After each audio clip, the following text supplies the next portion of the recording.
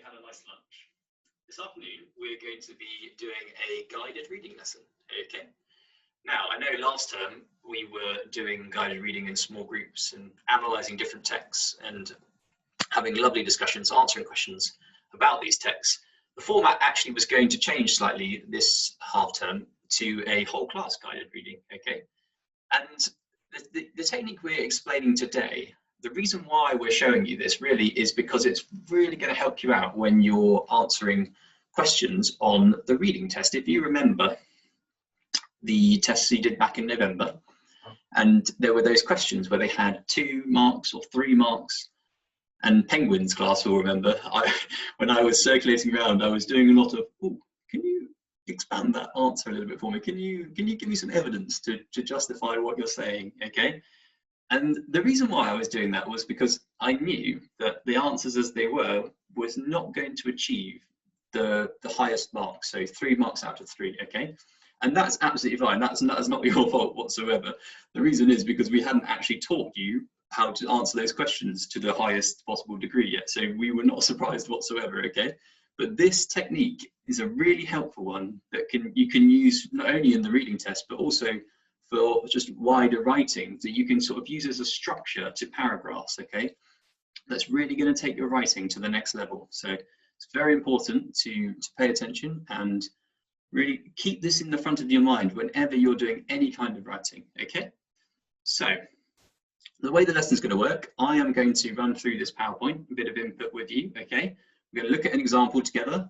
Then I'm going to set you off for some independent practice, okay, later on. So you'll have an activity to work on by yourself independently, but we will just like go through this now and make sure you're clear and you know what you're doing, okay? So we're going to get started. So what is PEE? So as well as having lots of ideas, you need to explain them clearly. And one really effective way of doing this is to use PEE, okay? PEE shows that you have read and understood a text, okay? And it stands for, so the P stands for point, okay? It's a make a point. Now this really sums up the main idea in a paragraph. This is your point that you use to say, this is what you're telling the reader, this is what this paragraph is going to be about, okay? This is what I want to focus on for the next sort of few sentences are going to focus on this, okay? That's what your P is. Now the first E stands for evidence, okay? And this is saying you need to find evidence from the text to back up your point, okay? Basically what PEE is saying is it's not enough just to make a point, okay? You need to be able to justify that point. And the way you do that most effectively is by using evidence, okay? So this should ideally be a direct quotation from the text. And when we do this, we make sure we use our inverted commas, okay? A direct quotation from the text, we use our inverted commas. And some of the phrases we could use to do this would be, we know this because, okay? So you've made your point, we know this because, or an example of this is, okay? And this is really starting to explain to the reader, like it says above, that you've read and understood this, okay? You've read and understood this text. And then the last one, the last E, stands for explanation, okay? It says here, explain how that evidence proves your point, okay? You need to explain the significance of the quote you've just given me, okay? It's all very well giving me a quote. If you can't explain to me why that's important, then I still am not sure that you've fully read and understood that text, okay? So you need to get all 3 of these together. Your point comes first, then your evidence, and then your explanation, okay? Now another, you could also, if you want to continue to expand, you could also look at commenting on the effect that this has on the reader, okay? Or you can think about why the writer used that particular word or that particular device to give that answer even more depth and show that understanding. So don't worry, I know it sounds like a lot right now, but by the time we got used to practicing it and we start using it across all subjects, it will become natural and you'll never know what life was like before it, okay? You'll think like, oh, what was I doing before? Okay, this will give you that structure and help you so much with your writing. So we're going to use an extract from The Wizard of Oz from Frank Baum to kind of demonstrate this method, okay? So The Wonderful Wizard of Oz by L. Frank Baum.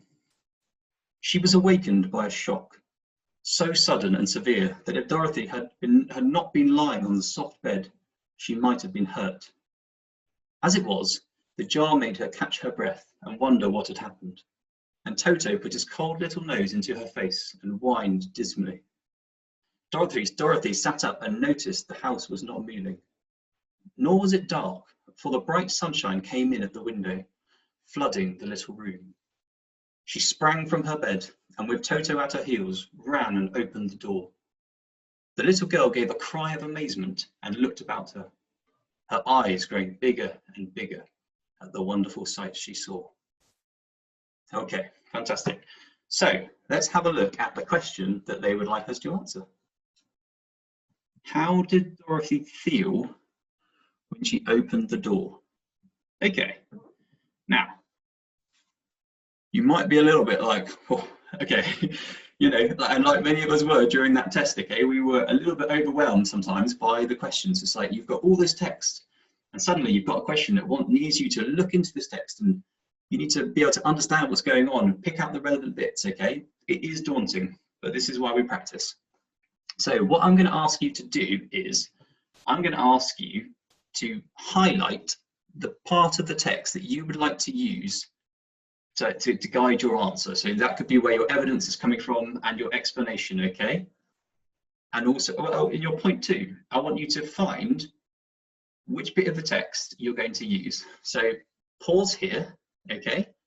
And then you're going to come back and then I'm going to talk you through what goes through my mind when I see a question like this.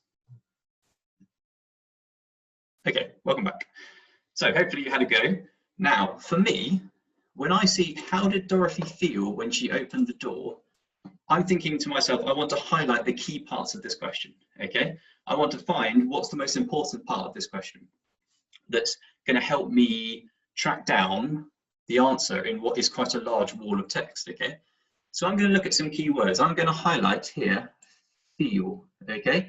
I'm going to underline the word feel. How did Dorothy feel? Okay, I know I'm looking for words like feeling or, you know, words that capture her feelings. And then the other thing I'm going to do is I'm going to underline open the door, okay? The reason why I'm going to do that is because if I can find a door in this text, or I can find the word opening, you know, these things that can really help me hone in on where I need to look for the answer. So if I start to have a scan of this text, I can see that, I've got my highlighter here, I can see that I've found, there we go, I'll use my pen here, I found the phrase open the door. Okay, very exciting. I found the phrase open the door, and this clearly matches up to this, okay? So I found the situation where Dorothy opens the door. She sprang from her bed and with Toto at her heels, ran and opened the door. So the section I'm going to use to find my point, my evidence, and my explanation is going to be what follows, okay? So what have we got? It says, the little girl gave a cry of amazement and looked about her, her eyes growing bigger and bigger at the wonderful sight she saw. So hopefully when you did this, you highlighted this last sentence here. No worries if you didn't. It's okay, that's why we practice. But now I can use this sentence to help me find all the answers I need, okay? Help me answer this question. Right, make your point. So, our friends have done it for us. There we go. The little girl gave a cry of amazement and looked about her, eyes growing bigger and bigger. Okay, so there is they've done the same thing. They've highlighted here. Lovely. And here's the point. It seems that Dorothy is amazed as she opens the door and is eager to explore, okay? That's going to be the point that sums up the main paragraph. Remember, you're answering the question, how did Dorothy feel when she opened the door? Our answer, our point, the start of our answer, sorry, is the point is that it seems that Dorothy is amazed as she opens the door and is eager to explore, okay? Now that's the point that we're going to then provide evidence for and then explain, okay? We're going to justify it with evidence and then we're going to explain why that evidence is relevant, okay? So we're going to carry on. Remember, evidence you need a direct quotation, okay? A direct quotation, and when you use a direct quotation, what do you need? You need inverted commas, okay? Good. So here we have their example of their evidence. So we know this because the text tells us the little girl gave a cry of amazement and looked about her, her eyes growing bigger and bigger at the wonderful sights she saw. Right. So we have a direct quotation there, don't we? If we look here, we've got our inverted commas here, lovely. And let's have a look at this here. And I have a question for you I'd like you to have a go at, is why do you think it's important, or why do you think that short, well-chosen quotations are better than long, vague ones? Why do you think that is? Have a think. I'm just pause the video here and have a think. Okay, welcome back.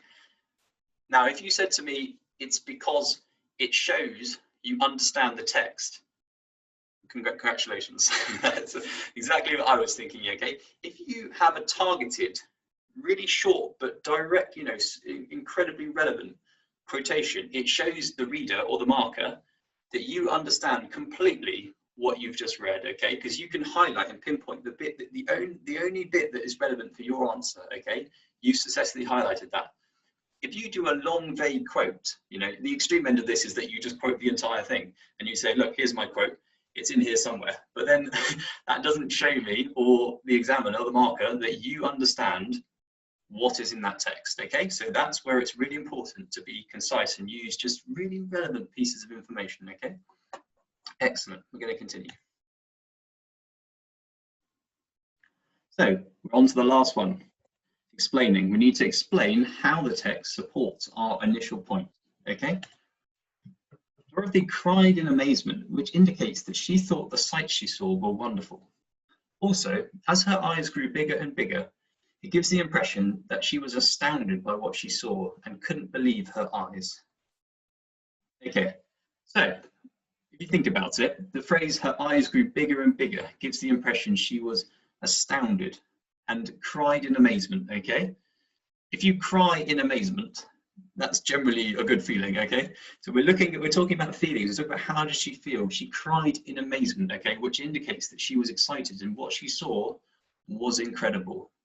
And you think about her eyes getting bigger and bigger, that's typically something that we do when we're excited or something, you know, amazed. If you think about the stereotypical acting someone will do, someone says, look shocked, and they go, okay, your eyes get bigger, that's what happens. It's like an astonishing thing, which is generally because you are amazed or because something is, it could be, it's just the sheer beauty of it. It could be just like, I can't believe how lovely that is, okay?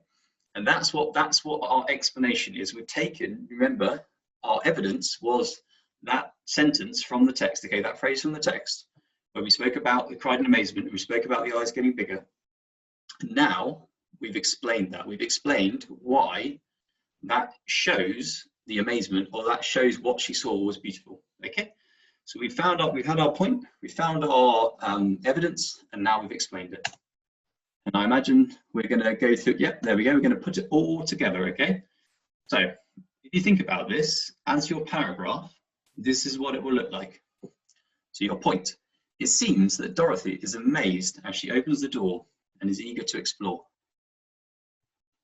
We know this, point evidence, we know this because the text tells us the little girl gave a cry of amazement and looked about her, her eyes growing bigger and bigger at the wonderful sights she saw. Remember, that's a direct quotation from our text, okay? How do we know? Inverted commas, good. And then finally, the explanation. Dorothy cried in amazement, which tells us she thought the sights she saw were wonderful. Also, as her eyes grew bigger and bigger, we know that she was astounded by what she saw and couldn't believe her eyes, okay? Okay, so we are justifying and backing up and expanding upon our initial point, which was that Dorothy is amazed as she opens the door and is eager to explore. Now, you can put yourself in the shoes. If you're reading this answer, okay, and you're just reading this thing here. Let me highlight it. Oh, where's my highlight gone? There we go. And you just read this here. It doesn't. I think it's because it's green. It doesn't want to work. That's fine. if you just read, it seems that Dorothy is amazing, she opens the door, eager to explore. You'd probably think to yourself, can they not explain that a little bit more? Like it is relevant. It's a relevant point. Of course, it's relevant, but you're not backing it up. Okay, it doesn't show that same depth of understanding that it does, that you do when you find that evidence and you explain it. Okay, you had that as an answer, that would get you your 3 marks every time. Okay, that's exactly what you need to do. Okay, to do well on those trickiest questions. But the thing is, as I was mentioning, is that actually this is not just something you should use for reading tests. You should use this in your writing across all subjects. Okay, you should always be thinking to yourself, what's my point when constructing a paragraph? What's my point? What's my evidence for that point? And it won't always be a quotation if you're doing something in, I don't know, geography or whatever it might be. But what's my evidence for that point? And what's my explanation? Okay. That structure can be used, like I say, across all subjects, and it can really help your writing and take your work to the next level. So it's really important to practice. Okay, now I'm going to show you, this PowerPoint has come to an end. I'm going to show you your sheet that you will be completing now. Let me just very quickly come off here. Here we go. So you have, I just need to alter this. Lovely. Okay, so here you have an activity to complete, which is, again, it's reinforcing our point, evidence, explain, but this is using Alice in Wonderland. Okay, so here is your text. You have chapter 1, Down the Rabbit Hole. I don't know, perhaps some of you have already read Alice in Wonderland before. If so, brilliant, but if not, it's okay. The text is all here, and you have the what you need to do reinforced below. Okay, so here you have your, what's your point? There's little pointers to help you. What's your point? Give some evidence from the text to support your point, and explain how the writer's methods affect the reader. Okay, and then the way this is going to work is you're going to look at the questions carefully below, and you need to create the correct answer using the cards provided. So if you notice, I don't know if I can, I'm not sure I can actually, you might not be able to see my pointer for this because I'm no longer in PowerPoint. That's okay. You'll notice there are question cards. Okay, question cards are in blue. Now, if you want to, you can print this off. You don't have to. If you want to, you can print this off and complete the activity that way. But there's question cards in blue. So how old was Alice's sister? What time of year was the story set? And then there's point cards in red. Okay, so you're going to answer these questions in blue using the point, evidence, explain technique. So I've got my point cards in red, I've got my evidence cards in orange, and I've got my explanation cards in green. And what you need to do is obviously put those 3 aspects of a paragraph together, of an answer together, so it's relevant, okay, in order to answer these questions. So in order to answer why did Alice follow the rabbit, you need to look at these points, choose one of these points, choose one of these bits of evidence, and then choose an explanation. Okay, and this will get you used to the technique and thinking about that structure. And it, you know, like I say, sooner or later, eventually it will become second nature, and you'll start to do this without even realizing it. But for now, it's really good to have sort of focused, structured practice to help you. And then once you've completed that, there is 2 questions here at the bottom that I'd like you to have a go at. So they say, what do we find out about Alice's character? And what did Alice think of the rabbit? Okay, now these questions you won't be given the cards. So you would have had the practice from the cards, okay? But then for these questions, you'll have to come up with your point, your evidence, and your explanation by yourself, okay? So you'll need to look at the text and come up with those answers yourself. And remember, everything you need is in this text here, okay? It's in this chapter, everything you need. And if you find this really easy and you think, you know what, I'm flying through this, this is great. What I'd like you to do is design yourself a PEE question and then answer it, okay? So look at the text and decide, actually, you know what, I'm going to answer this question, or I'm going to answer this one, and then you're going to find the point, you're going to find the evidence, and you're going to find the explanation, okay? So that's if you really find it easy and you think this is, you know, I can do this in my sleep. But I think it's really good that we all have a go. This is the first time you will have seen this, so please don't worry. The cards will help you a lot, and they'll keep you focused. Okay, and that's just about it, really. I think if what would be helpful would be if you complete your sentences in Word, for example, and then you completely sort of complete your answers in Word, and then you save that so we can see how you've got on. Okay. I wouldn't say, if you want to, you can print out the cards, but you don't have to. And then if you want to have a go at answering these questions below, you can also do that. Okay, and keep that on the same Word document so we know, for example, so keep this separate from the English this morning. Okay, as a separate word on, you know, like a separate page, for example. It doesn't have to be all separate, but hopefully that makes sense. And yeah, give it a go. I hope it goes well. And like I said, we'll be doing a lot more practice on this you know, over the coming weeks to make sure it's becoming second nature to us. So don't worry, today will be your first go, but you'll like I say, you'll be a master in no time. Okay, hope it goes well, and I will see you soon.